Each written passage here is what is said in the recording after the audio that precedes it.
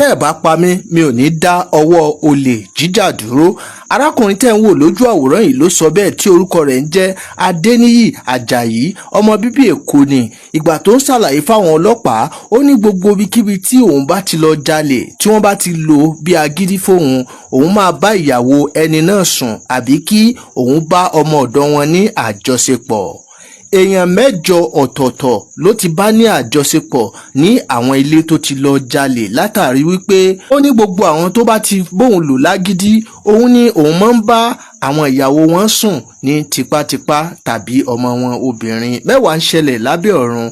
Báyìí ni Adéníyì Àjàyí tó ṣàlàyé fáwọn oníròyìn wípé tí wọn ò bá fẹ́ kírú rẹ̀ kó tẹ̀síwájú, òpin ẹ̀ ni pé kán yá pa òun, bí bẹ́ẹ̀ kọ́ tí wọ́n bá tún rán òun lọ padà sínú ẹ̀wọ̀n, bẹ́ẹ̀ náà ni òun ò lọ mọ́ gbàgbára àti gba oríṣiríṣi ọpọlọ láti báyé àwọn ọmọ Nàìjíríà jẹ́ sí i. Eléyìí ó mọ̀ gbẹnu tán. Mẹ́wàá ń ṣẹlẹ̀ lábẹ́ ọ̀run. Ọ̀gbẹ́ni tí ẹ̀ ń wò lójú àwòrán ìyá Adéníyì Àjàyí, ó ní ọmọ Òyìngbò ni òun ní ìpínlẹ̀ Èkó. Ó sọ wípé bóun ṣe wà yìí ojú òun ti ràn, ojú òun ti fẹ̀ gan látàrí wípé gbogbo ìgbà tóun ti lọ sí inú ẹ̀wọ̀n ni òun ń bá àwọn oríṣiríṣi ògbóǹtarìgì ọ̀daràn pàdé lè tó jẹ́ wípé oríṣiríṣi ọgbọ́n àrekè tí wọ́n fi ń jalè, tí wọ́n fi ń dàlúrú, òun ni òun kọ́ ní inú ẹ̀wọ̀n. Bẹ́ẹ̀ náà ni àwọn oníròyìn dẹ̀ tún bí síwájú wípé ǹjẹ́ ní ó lóbi ni àbí ebe èèyàn kan ló bí ọ. Ó lóun lóbi, òun lóbi ìbọn tó òdodo tó wà níbẹ̀ ni wípé kí wọ́n yá lọ pa òun o, bí bẹ́ẹ̀ kọ́ tí wọ́n bá pa òun máa bayé jẹ́ jù báyìí lọ. Bẹ́ẹ̀ ni àwọn oníròyìn tún tẹ̀síwájú wípé ṣé pípa wá lọ̀rọ̀ kan, ṣé o ti rora rẹ pinni pé o ò lè jáwọ́ nínú ìwà ìbàjẹ́ tó ń wù yìí ni? Ó ní èmi ebi mo mọ́ra mi ì lè jáwọ́ tí ì bá ṣe pé ẹ pa mí. Mẹ́wàá ń ṣẹlẹ̀. Bẹ́ẹ̀ ni àwọn oníròyìn tún sọ fún ọ̀daràn yìí wípé irọ́ ló pa o, ìwọ tó ní obìnrin 3 péré ni o ti fi tipá bá lò pọ̀ ní àwọn ilé tó ti lọ jalè.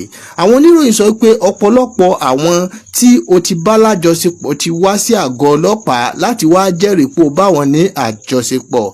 Kódà ìkan lára àwọn oníròyìn ó sọ wípé èèyàn tí wọ́n ní arákùnrin ti bá ní àjọṣepọ̀ gẹ́gẹ́ bí ìyàwó onílé àbọ́mọ onílé àbọ́mọ ọ̀dọ̀ nígbà tó bá lọ jalè wípé ó ti tó 30.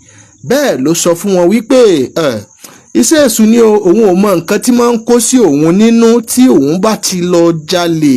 Ó máa ń ṣe òun bíi kí òun bá ìyàwó onítọ̀hún àbí obìnrin tó bá wà nínú ilé ọ̀hún kóun bá wọn ní àjọṣepọ̀. Bẹ́ẹ̀ ni kinní ọ̀hún ṣe máa ń ṣe òun. Mẹ́wàá máa ń ṣẹlẹ̀ lábẹ́ ọ̀run. Gbogbo ojú tó ń wo fídíò yìí, ọmọ yín ò ní di ọ̀daràn. Ẹ máa bá mi share fídíò yìí kẹ́ bá mi wò ó dópin. Adéníyì Àjàyí lẹ̀ ń wò lójú àwòrán yìí, ojú rẹ̀ ti dá páwú páwú páwú. Ó ní ẹ̀rù kò bá òun o, bẹ́ẹ̀ bá ló yá ní ìsìn ó ti yá náà nù. Ẹ bá mi gbọ́ látẹnu ọ̀daràn yìí kí ẹ wo fídíò ìdópin, kí ẹ sọ kí ni èròǹgbà yín, kí ẹ dẹ̀ bá mi share rẹ̀. Wọlọ́ọ̀ba ọlọ́jọ́ òní má sọmọ wa di adigunjalè tó ń ba ẹbí lójú jẹ́.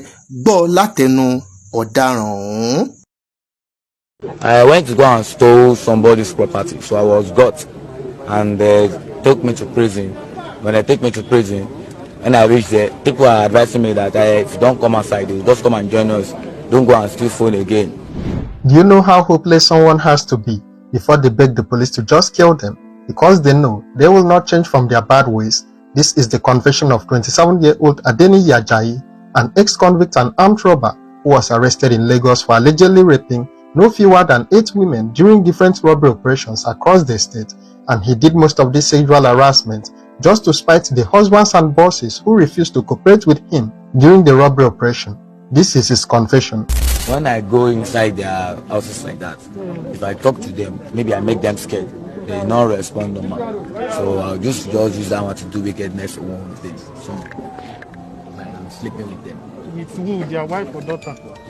Maybe it's only just, let me just say twice. I've done that twice. With who now? One is wife and one is house helper. If I talk to them, like maybe when I go inside their room, I'm not talking to them now. Give me what you have in your house. And now they don't want to answer me. So after I collect what I have from them, I didn't even want to know. Maybe the thing just come inside me that let me just sleep with one of them. I spoke with some victims that they said you allegedly raped over 30 people. How true is that? No, it's not. That is not truth. But some of I them don't used to came- lie. When Some they of them arrested you, came some of and them they came. Some of them testified. came. Yeah, some of So I them want came to know, about. How many how of many them? have you raped in total? You have to be truthful now. It's because going to you're be. It's about 3 people now. one. That are raped. How many operations have you successfully executed? I can't count them, but I've been doing that since 2019 January. Okay, but what led you to it? That's why I'm requesting them to just waste me, because I have a reason why. Yes, What's Like the how? reason? What's the What do you reason? mean by saying wasting? I have a reason why I say they should waste me, because the brain I go and learn is when they get me to prison. That was 2018 when I went there. That's why I learned brain that when you come outside, you come and join us, come and use going with us. So from there we can be working together. So when I come outside, I was looking for who to help me, and my family are not ready to help. So my solution now is that maybe they should just waste me. That's what I'm thinking, because for them to send me back to prison, I know I'm going to be hard more than this. What I mean by wasting is that I mean they should kill me. That's what I mean. Is it that you don't believe that you have a future? I don't see anybody that can help me now. That is why I say maybe they should just, because I don't want to disrupt Nigeria more than this. What took you to the prison in the first place? I went to go and stole somebody's property, so I was got, and they took me to prison. When they take me to prison, when I reached there, people are advising me that if you don't come outside, you just come and join us. Don't go and steal phone again. Come and join us with using arms and guns, some other things. So when I come outside, I started doing it alone the way I'm doing it. My father was born in Lagos, while I also was born in Lagos. So is it you don't have? I have parents. I live at Oyingbo. I stay in hotel. Anytime I look for money to go and steal money, I will pay for the hotel. I know that nobody is ready to help me the way I'm seeing myself. That's why I said, instead of the police people to send me to prison again,